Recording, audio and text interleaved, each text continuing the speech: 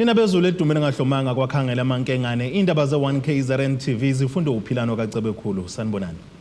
Nazo ke izona ndaba esithi ngezihamba phambili namuhla. Ziyayishuka imbodla kumasipala waseMdoni kwethulelezo umthetho empendle kanti umhlazi uyibona umngozi kwekaHlophe. Sanemukelene nabesilo kwindaba zethu ze1KZN TV. Ngqongqoshe omnyango wezokubuswa kubambisana neindaba zomdabu KwaZulu-Natal umfundisi uThula Sizwe Buthelezi usayithumele isithunywa somnyango esosebenzisana kunomkhandlu waseMdoni oholwa iqembu le-ANC ngaphansi kwesigaba usection 154. Umphakathi owakhele kulo masipala namaphethelo ubulokhu ukhala ngenkohlakalo eqhubeka kulo masipala okubala ungalingani kwamaholo ezisebenzi ukungahlinzeka ngeinsizwa zomphakathi okubalwa ke namanzi. Lesi sithunywa kulindele ukuba ke silekelele lomkhandlu kwazi ukubuyisa uzinzo futhi uhlinzeke umphakathi ngeinsiza. Ngemuva kwembhikisho eminingi kumalungu omphakathi angaphansi kwamasipala uMdoni ukhala ngokungahlinzeka kwezinsiza inkohlakalo edlalubi kulo masipala kuholele ekutheni ungqongqoshe wezokubusa ngokubambisana nezindaba zomdabu uthumela isithunywa esolekelelana nalomkhandlu uqinisekisa uzinzo nokusebenza kwalo masipala ngaphansi kwesigaba sika section 154.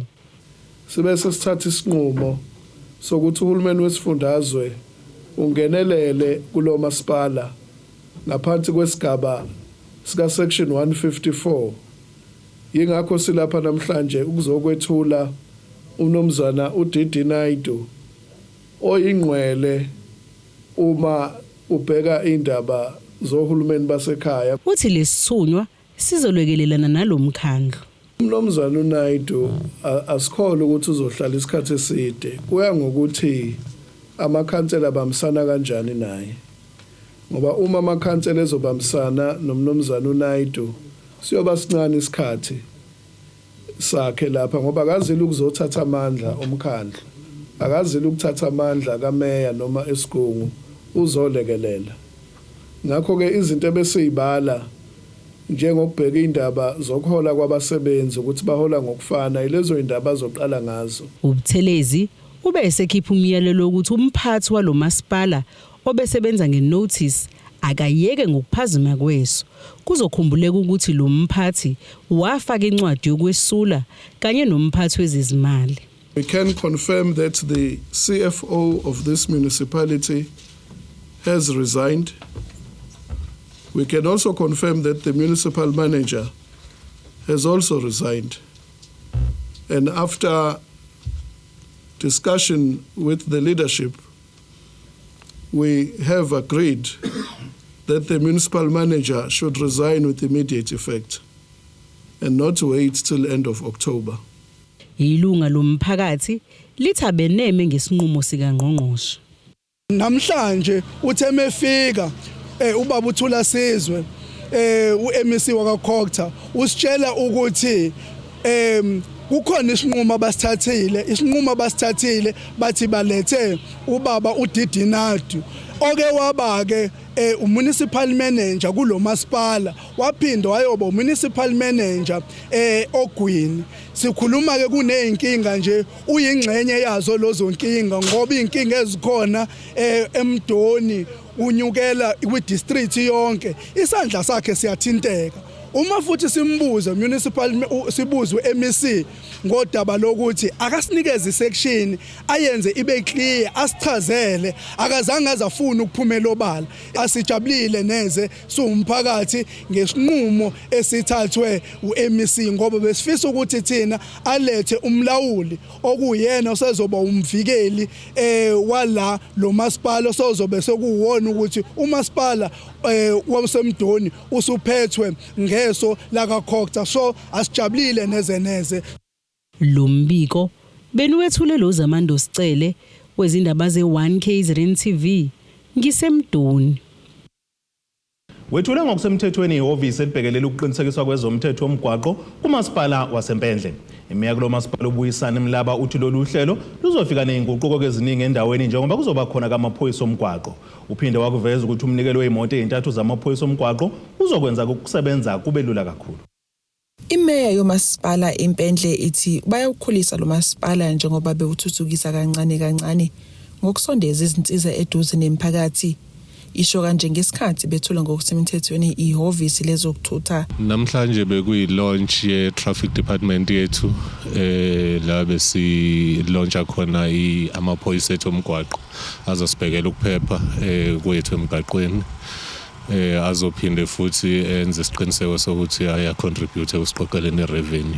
I-Department of Transport sesibonga kakhulu iye yasipha imoto ezintathu okuyizona esizisebenzisa ukwazi ukuqala, yaphinde yasifakela i-equipment worth to 1.2 million ye-office lethu ukuze sikwazi ukuthi siqale le office. Umlaba uthi leli hhovisi lizoba usizo emkhandlwini. Masiqala ngasemphakathini obviously ukuphepha, ukwenza isiqiniseko ukuthi kuphephile emgwaqweni yethu ngaphakathi empendle okuyikona okubaluleke kakhulu, but also as umasipala omncane one revenue base ephansi kakhulu kuzoba nosizo olukhulu kwi-revenue yomkhandlu ukuze sikwazi ukuthi sithi ukwandisa imali engenayo and sikwazi ukwenza ama-activities athe xaxa ezumasipala. Kanti abomnyango wezokuthutha KwaZulu-Natal bathi leli hhovisi lizohlinzeka umphakathi ngezinsiza ezihlukene. Njengamanje abantu basempendle uma ngabe bedinga ukwenza ama learners licenses kufanele baye ko-Maritzburg, baye ko-Richmond and so forth endaweni eMngeni for instance, so what will happen is that kuzokwakhiwa isikhungo la kamasipala la abahlali basempendle khona bezokwazi ukuza bezobhalela khona ama learners licenses. Ebese kuchaza kumasipala wasempendle ukuthi i-department lesikhungo ezosiletha la izosiletha with kwezinye indawo the expectation would be ukuthi kunama costs that are involved with setting up the infrastructure and everything. I-department izokwenza lokho without impendle paying for any of that, so that the only thing ezoba ezokhokhelwa ile mali leyo osuke uyikhokha uma ngabe uzobhala i-learner's license. That is what we were saying. Kanti leli hhovisi lithule ngosuku landelela inyanga yezokuthutha kuleli. October is the country we call it October Transport Month. So lila sisuka khona sizothayinisha amabhawodi leading to a festive season. So I think this is a remarkable time ukuthi kwenzeke le launch yamasipala ngesikhathi esibaleke kangaka. Kuzoba khona abantu abazovakasha kulezi ndawo zangapha kubheke ko-Underberg kubheke kephikepi. Nginesiqiniseko sokuthi bazobe bephephile and umasipala ukwenza kokuvula kwe-traffic department kuzowenza ukuthi kuphephe nje emgaqweni, ama-holiday makers nawo azizwe ephephile. Ezindabeni ze-1KZN TV ku-Ayanda Dube kusempendle. Umhlazi wezepolitiki ozimele uDokotela uZakhele Shamase uthi iPhalamende lakuleli lizogcina selephathwa ke zinkantolo uma ngabe inkantolo igcina ngokumkhipha kwikomiti okuyilona ke lengamela ukusebenza kwamajaji akuleli uDokotela uJohn Hlophe. Lokhu kuzemva kuba inkantolo enkulu yase-Western Cape iveze ukuthi akamisi uHlophe kuzokubeka ekhishwa kwesinqumo ngesimangalo seqembu le-DA sokuthi akangabi ingxenye abahlala ke kwi-Judicial Services Commission. Emva kokuba inkantolo enkulu eWestern Cape ikhipha isivimbelo sokuba uDokotela uJohn Hlophe angahlali kwinhlangano yekomiti elibhekele ukusebenza kwamajaji akuleli iJSC sebe nokuphikisana kwahlukene njengoba kusolwa iqembu le-DA ngokudlala ipolitiki. Umhlazi wezepolitiki uDokotela uZakhele Shamase uthi lokhu kuzokwenza ukuthi iPhalamende lakuleli lilawulwe izinkantolo namaqembu aphikisayo. Ka Dr Hlophe oyelijaji lase-Western Cape ukuthi inkantolo yase-Western Cape imise kube ne-interdict ukuthi angakwazi ukuhlala lapha ku-JSC okuyinto yasePhalamende. Kuyinkinga kakhulu leyo nto ngoba kuchaza ukuthi kusho ukuthi iPhalamende leSouth Africa lizophathwa zinkantolo okuyinkinga ke ngeconstitutional democracy yethu ukuthi njalo uma khona into ezenzeke ePhalamende bese bekhona abantu abangaphandle abayihambela emgwaqeni bathatha izinqumo, ngoba mawusubheka kahle isinqumo seHelen Zille lesi isinqumo seDA namaqembu athile odemocracy freedom under law okuyibona abathathe lento bayisa enkantolo bengaphandle abekho ngisho ePhalamende bakhuluma ngento eyenzeke ePhalamende. Kuyilungelo le-MK Party ukuthi ithathe noma ubani osePhalamende ayilumela lapha kwi-JSE uma ngabe sekupheqwa kwamajaji ukuthi wakwenzekeni kuJudge Hlophe kusindaba yabo leyo usesePhalamende manje operator at another level. Ushamase uthi MK Party njengeqembu elimelwe uDokotela uHlophe linelungelo kanjalo naye uHlophe njengoba evotelwe abantu bakuleli. Uthi amachashaza abekwa ngaye nokwaholela ekutheni agcine ekhishwe esikhundleni kwakudlalwa ipolitiki njengoba leli qembu iDA ifuna ngene umlungu kwesokuphathwa kwamajaji eWestern Cape. Alikwazi ukuqhubeka lenza umsebenzi walo njengeParliament. Abantu abakhethwe ngabantu laba balapha eParliament ukuthi bobamela bana inelungelo eMK Party ukubeka uDr Hlophe ukuthi wayeyini inkinga lapha ukuthi ipolitiki le nakhona ukuthi anqunye njengejaji kwakuyindaba yepolitiki.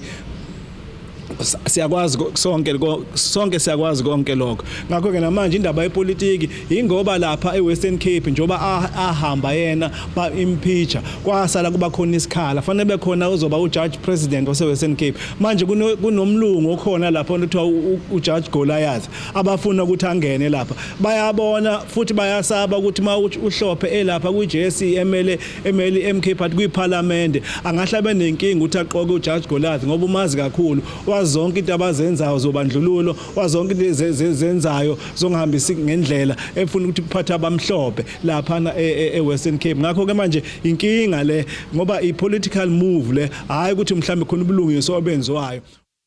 Lesinqumo sivimba ukuba uHlophe angabi ingxenye emhlangano yaleli komiti ezoba ngenyanga kaMfumfu. Esinabeni ze1 KZN TV kubikuthi abantu maphumulo eRichards Bay. Basabisa ngokuqinisa ke ingcindezi kumasipala weTheku kwaZulu Natal abenje ANC kwisifunda saseThekwini uma ngabe kwenzeka lo mkhandlu wehluleke ukubabuyisela ke impendulo ezigculisayo uhlu labo lwezikhalazo zokungaqanshwa kwentshe ebhuquze emakhaya. Lokhu ke kuvele ngesikhathi ke intshe bihora yilolu hlaka lwentsha iqinqe ngaphandle kwase-ICC eThekwini lapho beqhubeka khona kumhlangano wamakhansela kwalomkhandlu. Intsha engaphansi kamasipala iTheku iDelimvule namakhaza yabhikisha ngaphandle kwe-ICC lapho bekuhleli khona umhlangano wamakhansela alomkhandlu ngenhloso yokuzwakalisa izikhalazo zabo ngokwesula amathuba omsebenzi. Phakathi emkhandleni kunama-post more than 4,070 afunded kodwa bekho abantu abaqashwe kuwona. Sase sisho-ke kwizikhalazo zethu ukuthi sifuna ukuthi kuzo wonke lawo ma-post lawa afunded kuqashwe abantu abasha baseThekwini. Ngoba usibona ke size namhlanje la sizele lokho kuzo-enforcer from mashethu ekuthenini sikwazi ukuthi idingo kanye nezikhalazo abantu abasha zigcina ukuthi zifeziwe. Silapha futhi namhlanje ngoba futhi umkhandlu wasibhalela i-response esingajabulile ngayo i-response yakhona. Akukho la umkhandlu oyikhomisa khona ukuthi kula ma-post afunded kodwa ngaqashwe khona abantu abasha bazoqashwa. Akukho futhi la umkhandlu oyikhomisa khona ku-response ekuthina amabhizinisi abantu abasha azosimamiswa. Akukho futhi la umkhandlu osho khona ku-response ukuthi u1 billion lo sudimandile ukuthi ufuna kube ibudget yase-youth office bazokwazi ukuthi ngebudget ezayo basinike wona. Futhi akukho futhi umkhandla ofike uyikhomithe khona ekuthenini i-youth office izokwazi ukuthi ibe yi-fully fledged youth directorate office. Abebeyingxenye yalokuqinqa bebephethe amaphepha okufaka izicelo zomsebenzi phecelezi ama-CV njengendlela ke yokuveza usizo lwabo. Intsha ye-ANC isabiseke ngokukhuphula izinga uma befaka igxathu eliyaphambili uma ke sekwenzeka ukuthi izimpendulo kazibagculisi. Ngoba sibuyile futhi namhlanje la isibanike until Thursday. By Friday silendele ukuthi kube khona i-response. I-response can be in a form of a meeting or in a written response. But besike sakuveza sacaca ukuthi sitholile i-response yabo e-written and we are not satisfied. And then the suggestion was that ngcono mhlawumbe masikhuluma ezinye izinto sikhulume kangcono. So we've given them until Friday ukuze bakwazi ukuthi basiphendule kuzo zonke le imfuno noma ikhala esikhala ngazo. Uma futhi lokho kungenzeki sikhona futhi ugear number 10 esikuphethe ngoba manje besizofaka ugear number 6 kodwa ukhona ugear number 10 esikuphethe esizokwazi ukuthi udalule after Friday. Hayi unzima kakhulu angazi nami kuyenzakalani kodwa khona into ezokwenzakala. Loyo ongumgqugquzeli walenhlangano kulesifunda uthi ke bahlanganile nobuholi bomkhandlu noma nxuseke ukuba bahlale phansi babhunge ngazo lezikhalazo. Banesifiso ke sokuthi sixoxe kabanzi ngezikhalazo zethu noma ngememorandum esayisubmit. So bacela ukuthi sibonane again kahle uma sekunesikhathi. Kodwa bayathembisa ukuthi on Friday bazokwazi ukuthi basiphendule ngento ezwakala kangcono kuzona zonke izikhalazo esayisubmit. Ukuqhubeka kokuhlala komhlangano akuphazamisekanga kanti imizamo yokuthola ukuphawula kwalomkhandlu yephunzile. Endabeni ze1 KZN TV kubikuntombi khona Mvubu ngiseThekwini. Ake siye etoreni nebesilo sokubuye siqhubeke futhi nezinye izinto.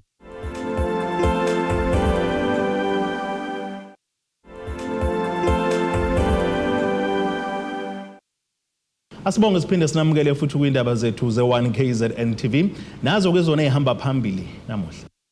Ziyayishuka imbodla kumasipala waseMdoni kwethulele zomthetho eMpendle kanti umhlazi uyibona umngozi kwekaHlophe.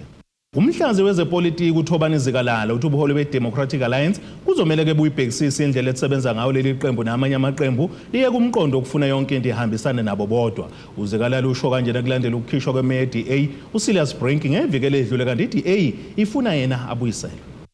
uBrink ukhishwe ngesonto ledlule ngevoti lokungamethembi emva kwesiphakamiso safa kwa-ANC yasekelwa i-Action SA. Ukukhishwa kwakhe kwabamonco kwe-DA njengoba Helen Zille kumazika bezindaba akhuluma kuona usabisa ngokuthi bazokwenza ngabe kuhle ukusebenza ne-ANC kwabanye omasipala ikakhulukazi labo abangama-metro okubala neTheku. Umhlazi wezepolitiki uthi khona ukwebhana okubonakalayo phakathi kwe-DA ne-ANC. So impela kubukeke ngathi kukhona uhilizisana kuba partners Government of National Unity ikakhulukazi lapha eGauteng. I think okunye kwakho kuvezwa ukuthi ukwakhiwa kweGovernment of National Unity ayibanga neconsultation eyanele noma ukuxoxisana okwanele nama structures angaphansi kwenational kwagcina kuyinto engathi ihlanganiswa unational wodwa kweDA neANC okwenza ukuthi indlela esebenza ngayo national mawubheka ukuthi khona mhlawumbe noma zikhona izivuvaba kodwa zincane kodwa kuma province kakhulukazi njengaseGauteng okuyiprovince mhlawumbe yona engenakho ukuvuma ngenxa yokuthi ANC yayi majority khona. Lokho kwenza ukuthi ilentuzana igcine ingavumelani neDA ngenxa yokuthi ke kunale accusation endala yokuthi iDA inakho lokufuna ukuthi kakhulukazi kuma coalition ifuna ukudictator ukuthi kufanele kwenzakalala okubuye ngathi unational wagcina ukuconsider kwezinye izinto kodwa ama provinces kakhulukazi uPayeza Lusefi obonakale nawo umlando wokuzama ukuphikisana kakhulu nelentuzana. Uzikalala uthi DA ayizinuka amakhwapha ngendlela ibamsana ngayo namanye amaqembu. iDA kuyomela icabanga kahle indlela erelate ngayo kakhulukazi nama coalition partners ayo ngoba ukuluza kwayo kubheka indlela ukubaluse ngayo eJohannesburg ukubaluzisa ngayo eTshwane indlela abasebenza ngayo ezokwenza ukuthi lo uhulumeni wobambiswano ube nontengantenga. But nayo iDA ke fanele iphinde check ukuthi iposition yayo kwi-Bela bill in particular nendlela ebehavior ngayo igcina isizenza i-main character okumele konke into ukuze yenzeke kahle kwe-GNU kumele ihambisane nawo. Unfortunately for them at national bazoyithola i-tolerance because i-deal ye-Government of National Unity yenziwa kakhulu with the national leadership ANC, but kuma provinces angeke bayithole ijoy if beqhubeka beba nalento ye-main character syndrome yokuzama ukuthi yonke into engathi ngabo yonke into kumele ijabulise bona ukuze ukwazi ukuqhubekela phambili.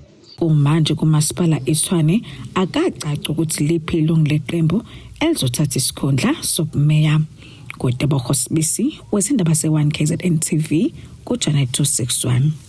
Amalungu omphakathi waseMthonjana enyakatho eKwaZulu-Natal akhala ngokugwamandwa komhlaba wawo owabuyiswa kohulumeni kubantu ngemuva kokuthiwa ukade uthathwe uhulumeni wencindezelo. Lamalungu omphakathi athi kunabantu ababebakhethile ukuthi ke kube yibona bahamba phambili ekubuyisweni kwalomhlaba kodwa kuthe usubuyele ezandleni zabo ngokuphelele balugodla lolo lwazi. Umhlaba ke baqhubeka nokuthi ke bawusebenzise uzuza bona bodwa ngaphandle komphakathi akade bewumele. Amalungu omphakathi waseMthonjaneni athi ngemuva kokuthi uhulumeni babuyisele umhlaba owuthathwe uhulumeni obandlululo bebenethemba lokuthi ke uma sobuyile bazokwazi ukuthi bawusebenzise ukuzithuthukisa kodwa kunalokho abatholi lutho kuzuza nje iqeqebana nabantu abalisola ngokuthi ke lithi kwamande lo mhlaba ngendlela engekho kahle noma esemthethweni babe sebeveza incwadi kaSheriff ezikhipha ubabungemo kuyena abamsolayo ngokutshontsha lo mhlaba kule ndawo kodwa ke bathi kuze kube yimanje akaphumile usahleli kule ndawo.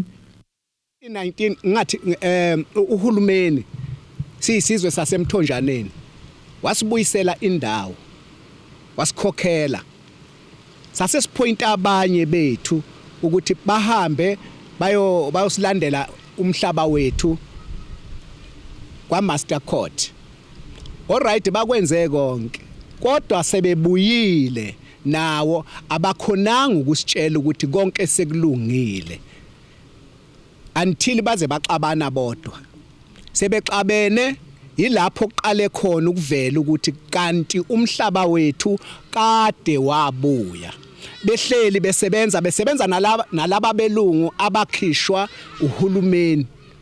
uhulumeni bakhokhela babuya back bazodla eviction usheriff akawenzanga umsebenzi namaphoyisa bathi bamkhiphile njengokusho kwenkantolo banginikeza ngahamba mina ngaya lapha kwa sheriff emva kokuba ke sebesixoshile ngahamba ngaya kwa sheriff ngiyolanda ikhiye wanginikeza ikhiye kanti lezi ikhiye akusizo ezalapha ya emva kwethu wasala wa operator lo bekuthiwa akayokhishwa kanti ubani obethunywe inkantolo ukuthi akayokhishwa uma amaphoyisa ewenzile umsebenzi uma usheriff ewenzile umsebenzi lamalunga angathandanga ukudalulwa athi ke bengumphakathi basele ngaphandle abahlomile lutho kodwa kunalokho ke kuqashwe abanye abantu abaqhamuka kwezinye izindawo abangahlangene nalomhlaba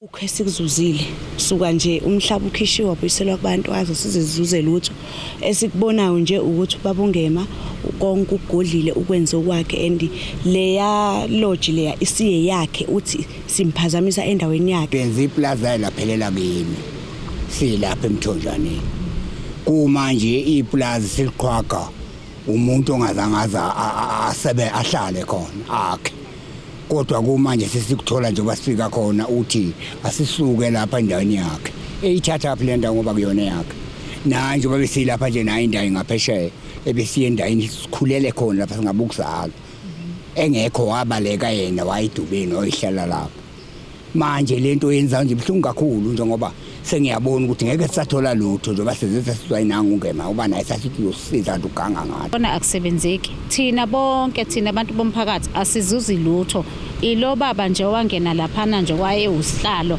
naye sephelelwe i-term of office sibona ungathi kehluleke ka yonke imizamo yokumkhipha ngoba bose osheriff bayasendwa ukuthi bemkhiphe nama eviction letter kubonakala ukuthi awasebenzi Ithimba libe selimthinta ke ubabungemo osolwayo nobe esesiphendulela kanje sakuthengalohulumeni nginamaphepha namatitle mabe bona khona ukuronga abaya enkantolo ejaji amajaji uma behamba benza leyo nto leyo kuzofa abantu njengokuthi inganyami amaplazi onke mina ngifunda ngwabheke onke amaplazi lapha akukho kusetshenzwayo ilogic kuphela esebenzayo nayo bake bengahola abantu imali ngayo igebengu lezo zantshontsha imali ahamba nayo yomphakathi bayabuya bazofuna enye imali manje ilogic nje iyo yodwa nje lokhu uzawusha abantu abasebenzayo nje siphokele ukusetshele imali sibakhokhela kuphela ulebhu lapha kithi eMashombe Abezokuvakasha be-South Coast Tourism ngokubambisana i-Investment Enterprise bahlanze kulwandle laseHibhadini. Inhloko ezokuxhumana eKZN Tourism uPinky Khatebe uthi ubalulekile ugcina ke indawo ezingamagugu ke ihlanzekile. Uthi umphakathi akufanele uphuzele ebeach ngoba asala ke ngcolile angakwazi ukuheha ezokuvakasha. U-South Coast Tourism ubambisene ne-Investment Enterprise uhlanze ibeach laseHibhadini ogunyoseningizimi nesifundazwe KwaZulu-Natal ngenhloso yokuheha nokuqhuquzela ezokuvakasha. Inhloko yezokuxhumana eKZN Tourism uthi umphakathi kufanele kuqikelele izinhlanzeko kwizindawo ezamagugu. Njengoba sila namhlanje olwandle laseHibhadini sibona kakhulu ivakashi njengoba nibonile zama zikhona kodwa kubalekile ukuthi sizoclean ibeach lethu senze beach activation sibungaza lolu suku olukhulu kangaka elenzeka umhlaba wonke. I-theme ya this year ke njengoba sengishilo bekade ku tourism and peace. Lokho kusho ukuthi ukuthula sikhuluma kakhulu ngezinto ze sustainability sikwenza sure ukuthi njengoba kune global warming imvula ziningi kangaka thina senze sho ukuthi amagugu wethu afana nolwandle ahlale ehlanzekile ngaso sonke isikhathi zami. Kubalekile ukuthi sihlale sizigcina zihlanzekile, sicoshe udoti ngoba phela i-tourism noma ezokuvakasha azisebenzi kahle lapho kungekho khona inhlanzeko. Kusebenza kahle kakhulu ukuthi thina njengemphakathi ngoba lama beach nalolwandle liseduze namakhaya wethu. Uma sivakasha singaphuzi ngasolwandle, singaphuzi olwandle, akukho safe lokho, but also akukuletha ukuthula uma ngabe ingekho inhlanzeko. Okuyikomidi likhuthaza ezokuvakasha eSayidi uthi kubalekile ukugcina izindawo ezamagugu zihlanzekile ngoba zidlala indima enkulu ekuthuthukiseni umnotho ngezokuvakasha. We are wholly dependent upon tourism in this area for our livelihoods. And if the area looks scruffy and ratty and dirty, who's going to come back to visit our area? So as a program today, we got together with all our partners, came down and cleaned up the area. The beach, the part that people see is clean. The Admiralty Reserve, the part that people don't see is full of. This is what we collected. Large part of what we collected was broken glass, which is what injures people, and little things like plastic, they call them nurdles, and these are things that animals ingest, get into their system, and they die. So for a safety perspective from people not getting injured, an aesthetic side of things so that people see a nice clean environment, and also to protect the wildlife. Ukhuthaza ukuthi umphakathi uqikelele inhlanzeko endaweni ohleli kuyona. Take pride in where you live. You want people to spend money, come here on holiday, keep it clean, look after it, make it tidy. Somebody comes down and sees a dirty environment, where's the incentive for them to come back and visit? So to the local Hebridean community, guys, come on, come out, keep the area clean. Lombiko benuwethulelo Zamando Sicele wezindaba ze1KZN TV ngiseHebridean. Ake siphinde futhi sithi shelele itolo nenebesilo sobe siqhubeke nezinye izindaba.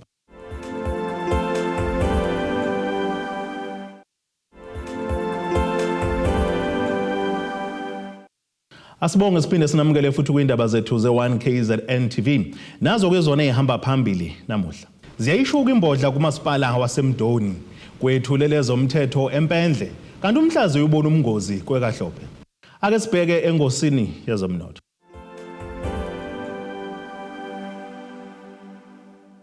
Iranda kuleli ngu17.9 maliqhathaniswa nedola laseMelika, libe ngu19.9 kwi-euro yase-Europe, libe ngu22.89 maliqhathaniswa nopondo waseBrithani. Intengo yegolide yona $2,656.17 ounce, uthi intengo yolongahluziwe yona ibe ngu$71.98 umphongolo. Ake sibheke engosini yezemidlalo. Ukapteni Mabhokobhoko uSiya Kolisi usebonga ukuba ke ingxenye yeqembu elikhethekile ngemuva uthi leli qembu ke lesizwe lebhola lombhoxo liqhubekile nokunqoba ke indebe ngomgqibelo. Amabhokobhoko abuyisa induku kwi-Argentina iqhumba phansi ngo-48-7 eMbombela Stadium eMpumalanga. Ngaleyo ndlela asebake ngompetha be-Rugby Championship yakulonyaka. Aqhakeleke kwilokhu ngamaphuzu angama-24 emidlalweni ke yisithupha kanti New Zealand yona ilale kisibili ngamaphuzu ali-16. I-Argentina iqede ke endaweni yesithathu ngamaphuzu ali-18. Uthi ke Australia yaqeda emsileni ngamaphuzu amahlanu. Ake sibheke nasesimo sezulu esingalindeleka.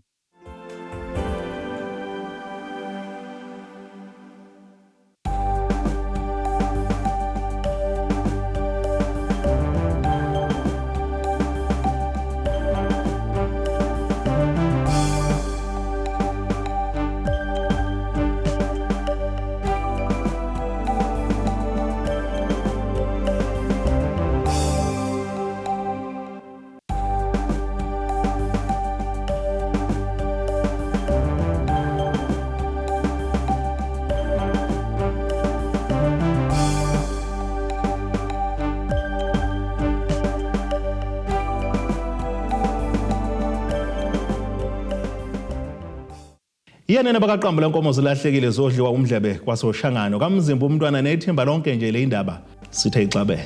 Abethuli bethu bezindaba baxhaswe iThulis Bayview Bridal. Ungabashayela kulezi zinombolo ezivelile.